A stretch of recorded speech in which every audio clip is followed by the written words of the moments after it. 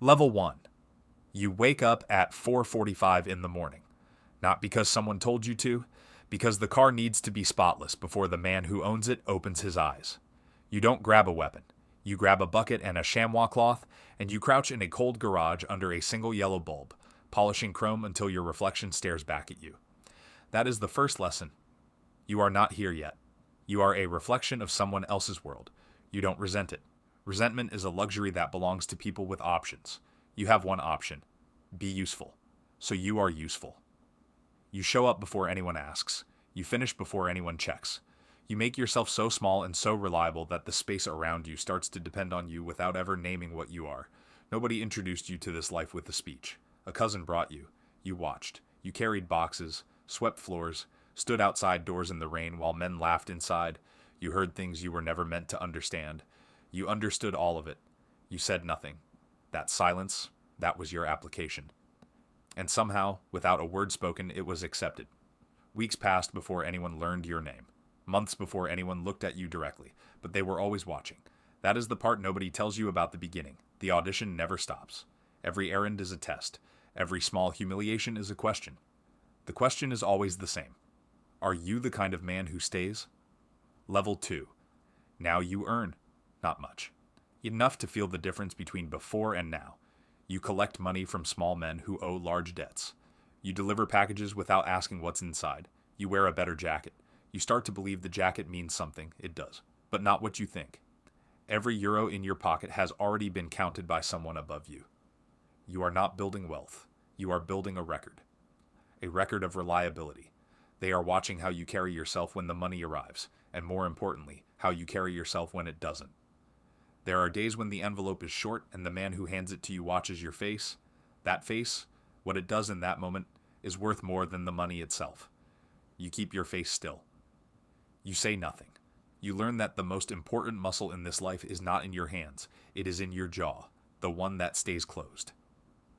Level 3. They tested you somewhere between level 2 and now. Maybe it was a night you'd rather not describe. Maybe it was a year inside, staying quiet when talking would have shortened your sentence. You stayed quiet. You came out and they were waiting. That silence in a courtroom. That was worth more than 10 years of loyalty in the open. Now you have soldiers beneath you, young men who remind you of yourself. You teach them what you were taught. Eyes open, mouth closed, show up first and leave last. But you are still a soldier when the fighting starts. Rank does not exempt you from the street. Not yet. You watch the young ones and you recognize something in them that you have already lost.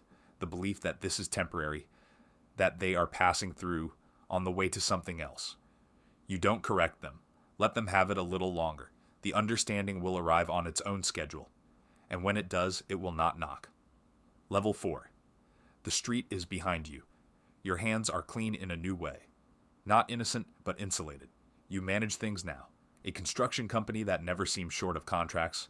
A logistics firm with trucks that carry more than is listed on the manifest. You carry 2 phones and you have learned never to say anything important on either of them.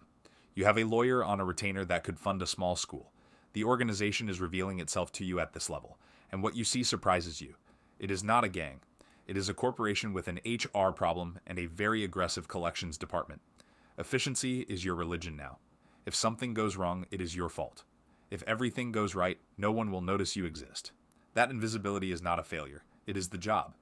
You have dinner with your family on Sundays. Your children do not know what you do. Your wife knows enough to stop asking. There is a kind of peace in that. Not happiness exactly, but equilibrium. A life shaped around the things that cannot be said. Level 5. You burn documents on a Tuesday afternoon and feel nothing about it. You have learned that the most dangerous men are not the ones with guns. They are the ones with files. Paper is memory. Memory is liability.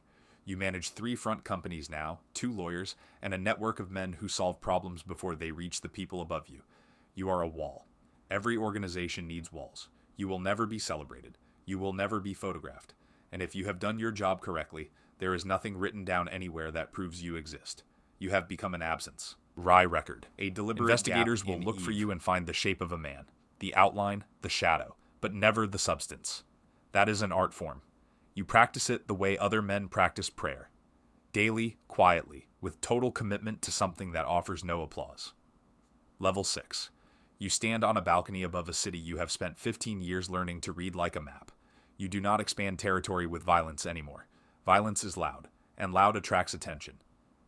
You expand through debt. You sit in tea houses and listen to men describe their financial trouble, and you offer solutions that arrive with invisible chains attached. Businesses change hands without a shot fired. Rivals find themselves unable to operate, not because someone threatened them, but because their suppliers stopped calling. Their permits got delayed. Their best employees quietly received better offers elsewhere.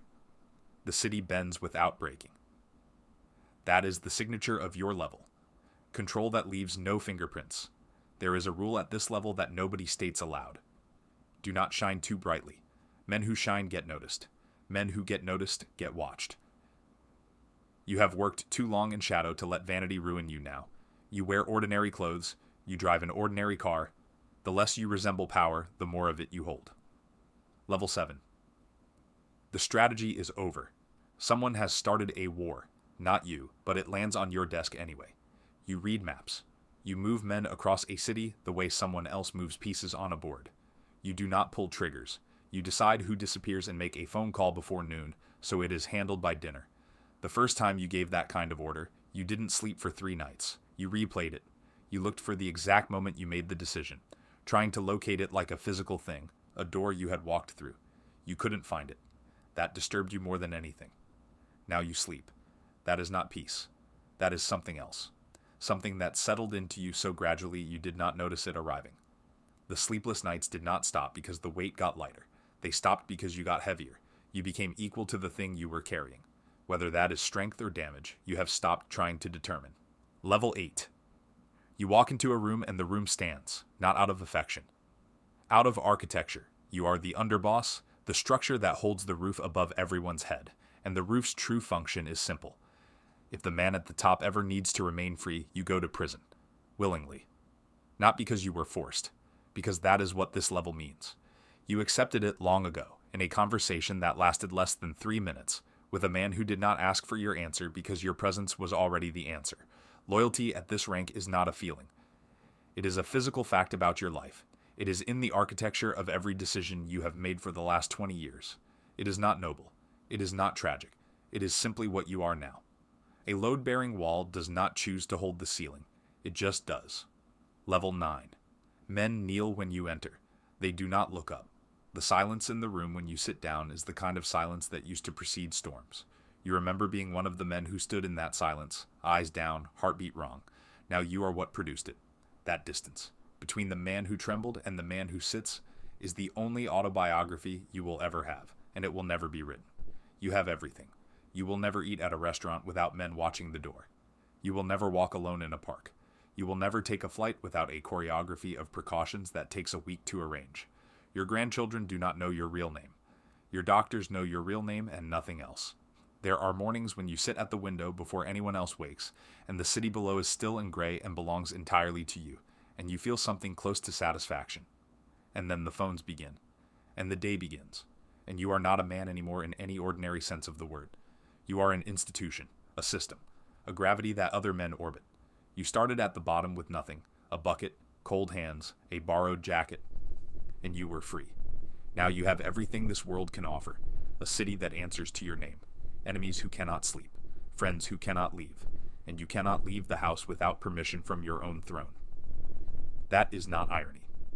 That is the invoice. The life always sends the invoice.